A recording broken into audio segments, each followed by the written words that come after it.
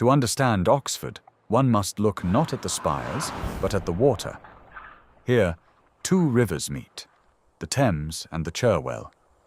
In the 8th century, this was a wild land. The ford for oxen, Oxenford, was a strategic point on the road to London. Here, a legend was born. Frydeswyde, a king's daughter, fled here from the lustful Prince Algar.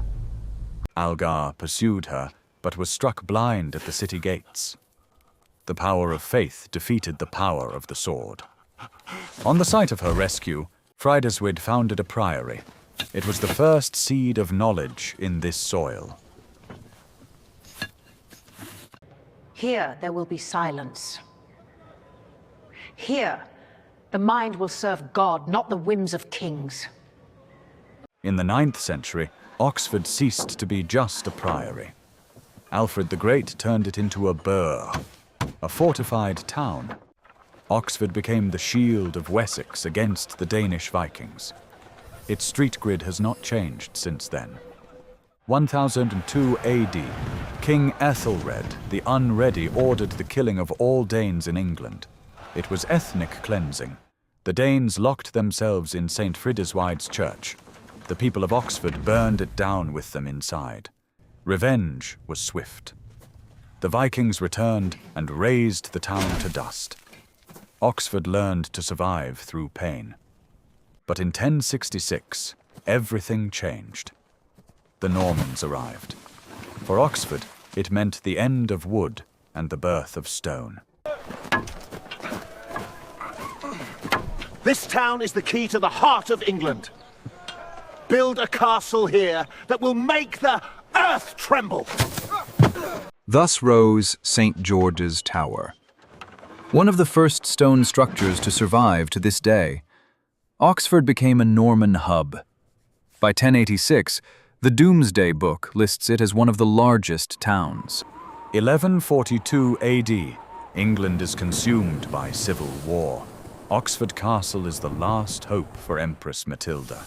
Besieged by enemies, she did the impossible. Dressed in white, under cover of night, she descended the walls and escaped across the frozen Thames. Oxford endured, and while kings fought, in the shadows of its churches, men began to gather who fought with words. We are not here to plough the fields. We are here to plough the mind. Oxford was not yet a university. It was a chaos of private tutors and knowledge-hungry students. 1167 AD. Henry II quarrels with the King of France. The order is stern. All English students must leave Paris. Hundreds of scholars flooded back to England. Nowhere to go. London was too noisy. Oxford was just right. The city exploded. Rent prices skyrocketed. Every cellar turned into a lecture hall. It was the Wild West of education. No degrees, no rules, just a thirst for truth and debates until dawn. If God is all-powerful, can he create a stone so heavy he cannot lift it? It was here, in these dirty alleys, that the foundations of Western critical thinking were forged. But the more students there were, the greater the townspeople's hatred. To them, scholars were leeches. The town and gown conflict began to simmer. First blood was only a matter of time.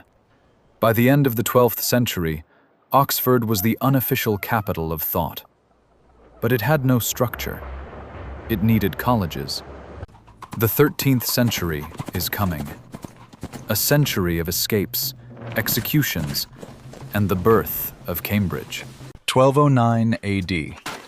A winter night. The accidental killing of a woman by a student turns the town into a powder keg. An angry mob demands blood. King John, who hates the church, allows the execution of 3 innocent students.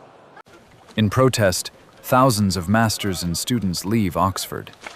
They head east to the quiet town of Cambridge.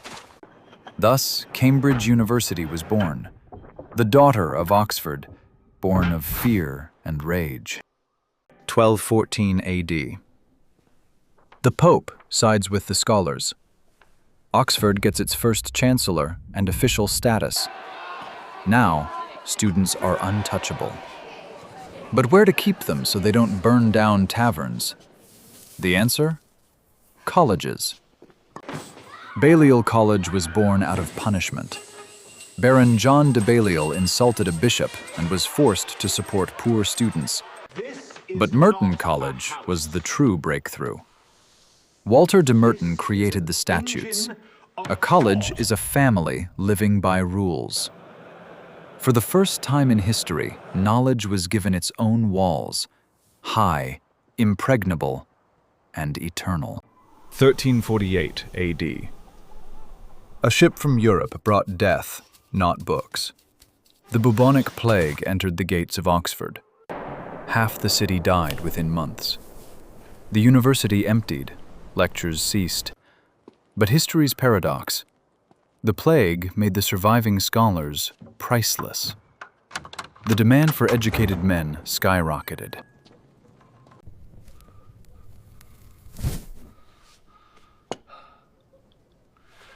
God took the weak but left us the truth. When the smoke of the funeral pyres cleared, Oxford found itself wealthier and more influential than ever. February 10th, 1355, Swindlestock Tavern. 2 students complain about the bad wine. This isn't wine. It's Thames sewage. Drink what's served, or get back to your college. The quarrel turns into a brawl. The bell of St. Martin's Church rings, the town's call to arms.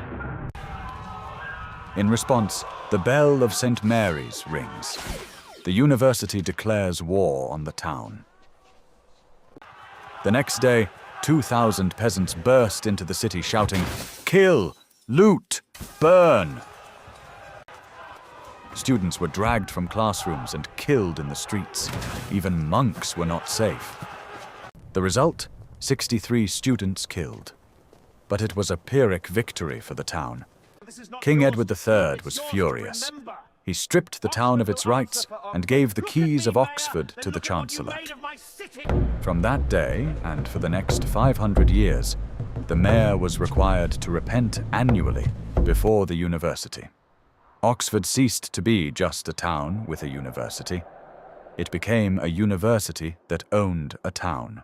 The 15th century brought a new passion to Oxford, the collection of knowledge.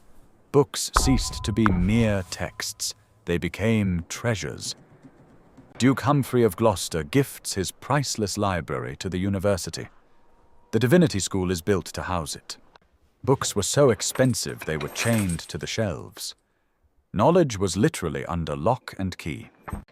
This book is worth more than your entire village, scholar.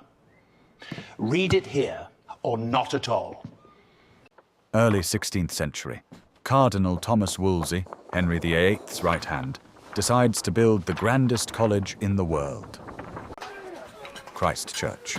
Wolsey raises entire blocks and priories to make room for his Cardinal College. But Wolsey fell before finishing his masterpiece. King Henry took the college for himself, renaming it. The kitchens of this college were so vast they were called the Temple of Gluttony.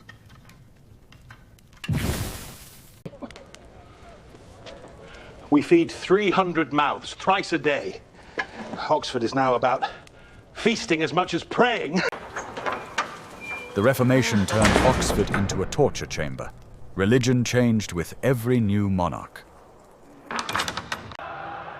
1555 AD. The Catholic Queen Mary orders the burning of Protestant bishops Ridley and Latimer. Be of good comfort, Master Ridley. We shall this today light such a candle in England as I trust shall never be put out. A year later, Thomas Cranmer met the same fate. He thrust his right hand into the fire first, the very hand that had signed his recantation. The execution site is still marked by a cross on Broad Street. The blood of martyrs is soaked into the stones forever. When Elizabeth I descended the throne, Oxford breathed a sigh of relief. She loved this city. The university became a school of state. It taught not only theology, but the arts of diplomacy and espionage. I need not just believers. I need those who are loyal. Oxford turned into a theatrical stage. Plays in colleges were staged specifically for the Queen.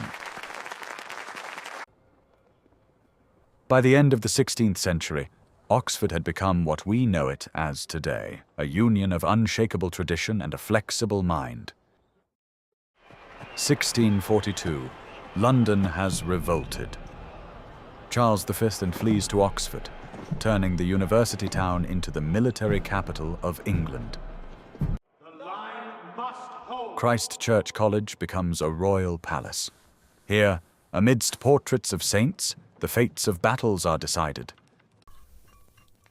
The university surrenders its gold. Priceless chalices and plates are melted into coins to feed the army. Students trade gowns for muskets. Quiet gardens are transformed into training grounds. Seize him. Forget Aristotle. Today your teacher is gunpowder and steel. Take it. So I only came to read. Then read the smoke. 1646. Oxford is under siege. The city that endured everything is forced to surrender to Cromwell's parliamentary army. The Puritans enter the city. To them, Oxford is a nest of vice and popery. The purges begin. Cromwell himself becomes chancellor. Oxford falls silent, sinking into strict prayer and rigorous science. We shall purge this place of superstition. Oxford shall serve truth, not kings. But in this very silence, something great was born, the hidden invisible college.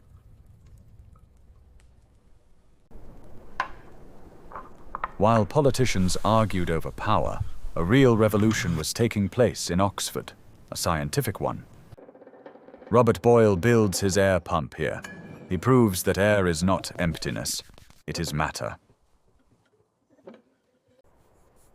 Christopher Wren, England's greatest architect, begins his career here as an astronomer and anatomist.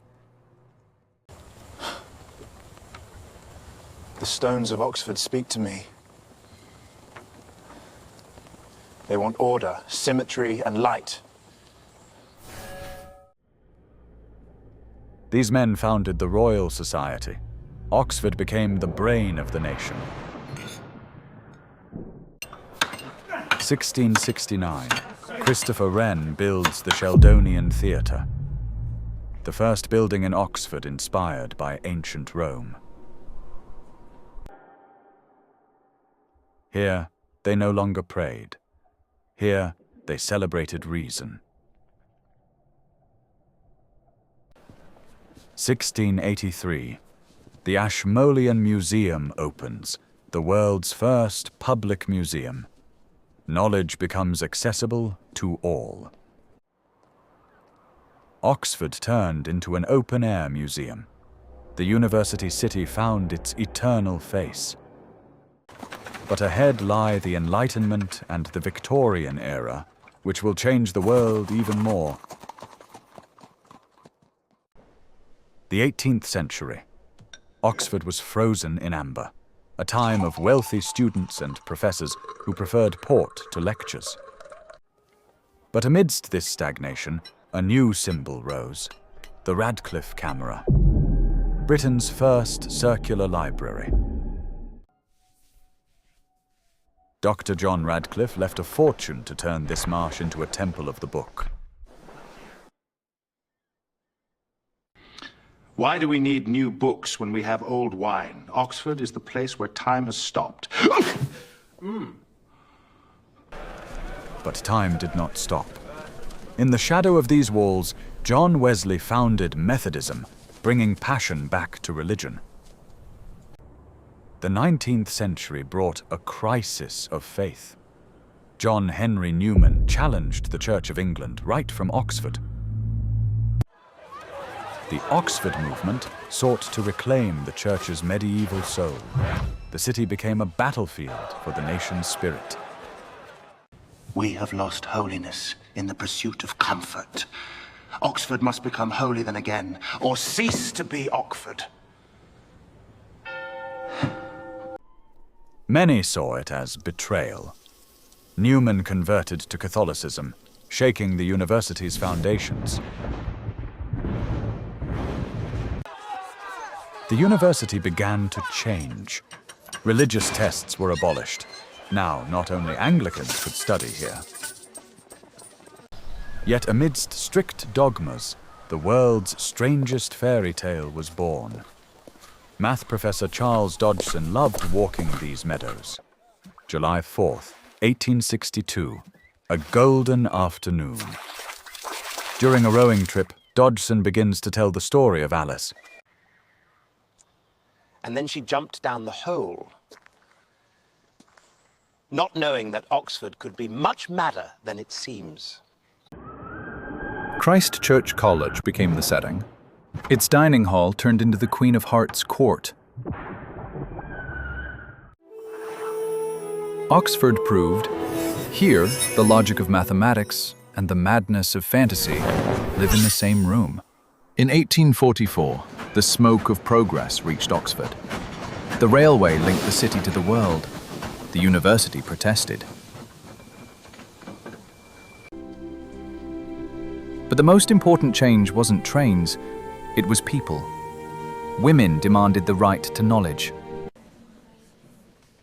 1879, the first women's colleges open. The last fortress of male supremacy began to crumble.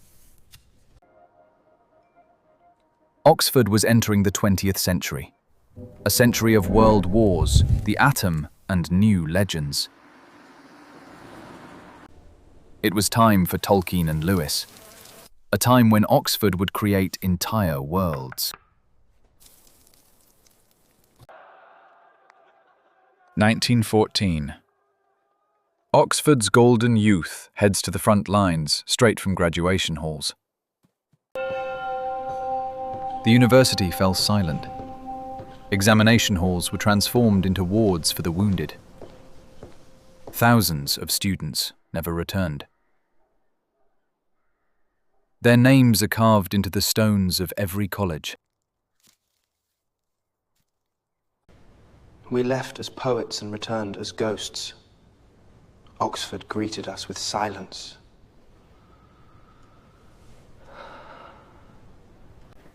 But it was this pain that birthed a new mythology.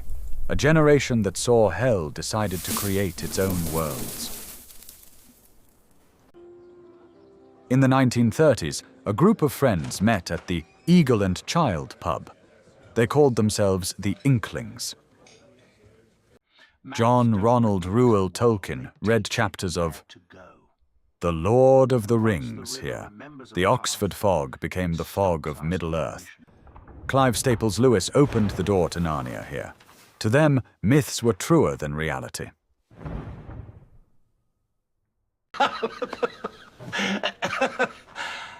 We write what we want to read. Oxford is the soil in which dragons grow. Oxford ceased to be just a city.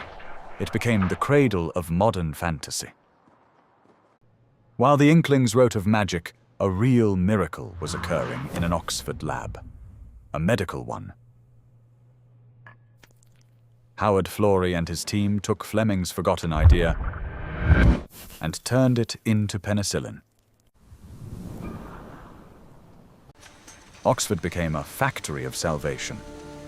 At the height of World War II, they produced the drug that saved millions.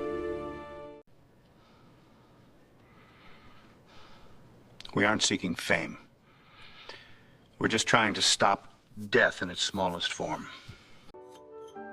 This discovery brought Oxford a Nobel Prize and the title of the world's medical capital.